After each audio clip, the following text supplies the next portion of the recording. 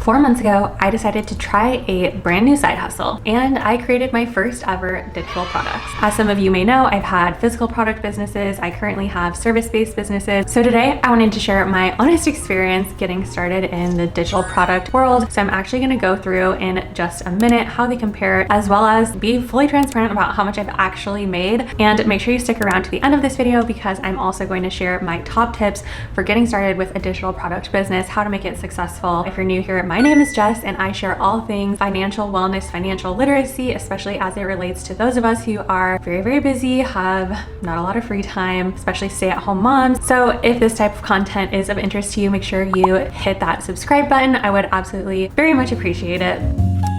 Now, before we get into the numbers, I want to preface this with, look, these are not life-changing numbers for me, but they have taught me a lot about passive income and how it kind of compares to other types of side hustles or income streams that I've tried in the past. Now, I started it mid-May. In the month of May, I made $17.99. In the month of June, $53.96. July, $17.99. August, $17.99.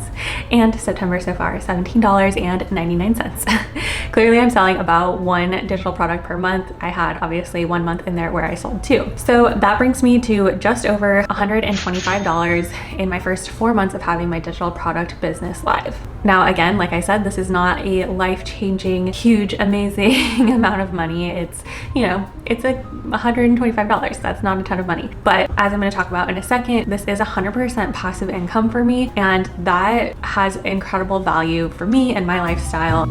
All right, so first things first, let's compare this to my physical product business that I had, which was Ballard Bikini. First of all, I just want to say I absolutely loved this business. It was so fun for me to start and it was a huge passion project for me. But as I started to scale, I started to realize something, and that is it was 100% dependent on me, my time, my energy, my money. I had to do things like physically pack orders, ship orders myself. Yes, I was driving to USPS every single day. They hate to see me coming, and dropping off handfuls and handfuls of packages like every single day, especially during spring and summer. Now, of course, as you scale a physical product business, you 100% could outsource some of these tasks, things like customer service, emails, website management. Even as you grow, you could invest in a fulfillment center. You could have people fulfilling orders for you, but that's all very expensive, and that was not something that I was really ready to take on for that business at the size that I was currently at. Essentially, a physical product business has this never-ending cycle of buying new inventory to create new products, sell that inventory, and then you need to buy more inventory to be able to sell more inventory. So it's this constant cycle of buying in order to selling, and it's not passive at all. It's a very active type of business. For me, and wanting to create this lifestyle of having more passive income, I decided ultimately a physical product business was just not for me.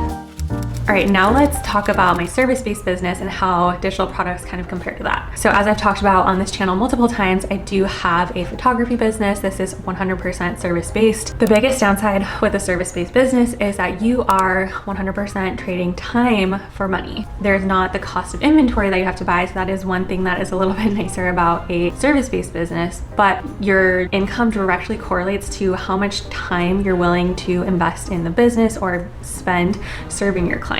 I can only take on as many clients as I have time for. That means in the evenings before my baby's bedtime, on the weekends, that type of thing are when I actually have time to take on my clients, which does actually give it sort of a cap on how much I can make.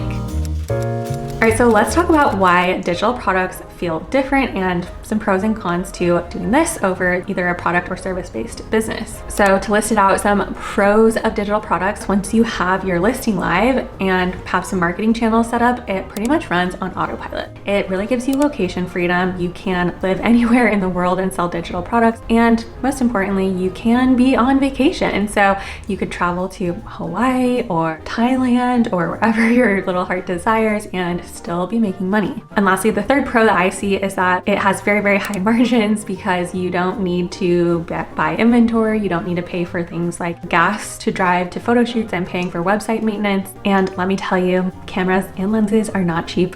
So you're really only paying for potentially like your website, or if there's any listing fees on the platform you're using, which is typically pretty low. Now, of course, if you could make thousands and thousands of dollars selling digital products every single month, everyone would be doing it. And obviously it's not that simple. So let's talk about a few of the cons that I personally see with digital products. First being that competition is very, very tough, and Etsy in particular is very oversaturated. It's really hard to stand out on that platform. You'll see a lot of copycats. So I don't know if you've ever, looked for something on Etsy that is a digital product. You'll see tons and tons of listings that are very, very similar. And lastly, some buyers really don't value digital items. So finding the right price point can be a little bit tough, and sometimes the pricing might be a little bit lower. So you have to make more sales in order for it to make a significant income stream for you. Again, remember that $125 that I've made so far this year is 100% passive.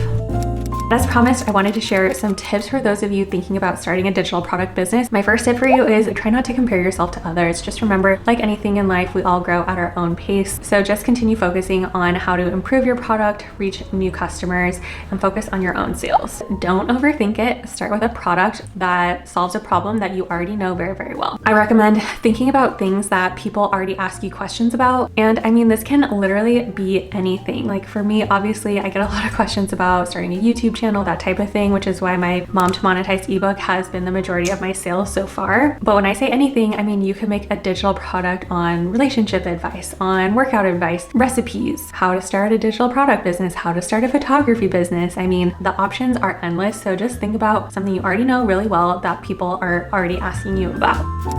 And I'm going to give you a super speedy 5-step rundown on how to actually get this started. Step 1 is start with a strong product idea. Identify that idea from what we just talked about, something that you already know really well that people are already asking you about. Step 2, use standout photos or graphics. I recommend using Canva to help keep it simple. Canva also has a lot of pre-made templates that you can kind of start out with and then tweak for your own kind of style and taste. Then you're going to want to optimize this product with SEO. I recommend using ChatGPT to help you optimize your product. Then you're going to list it on a platform. I personally have used StanStore. I've also heard great things about System.io.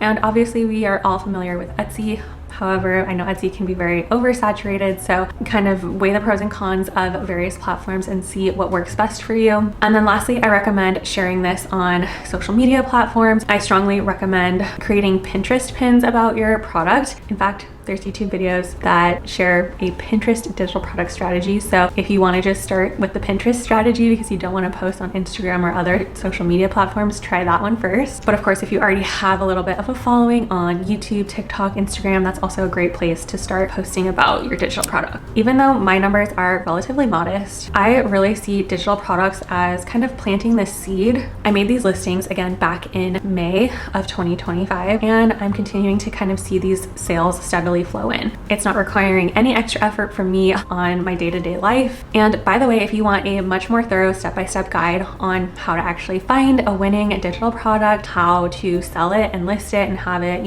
scale from $0 to $1,000, I actually do have an ebook on this topic. So I will make sure to link that at the top of my description box for you. Remember that small results can add up over time, and the freedom of earning without directly trading your time for money is totally priceless. All right, well, thank you so much for watching. If you found this video helpful or useful, again, hit that subscribe button. I'd love to hear down in the comments if you have any digital product ideas. I'm more than happy to chat with you down there and start a conversation, help you come up with your winning digital product idea. Thank you so much for watching, and I will catch you in the next one.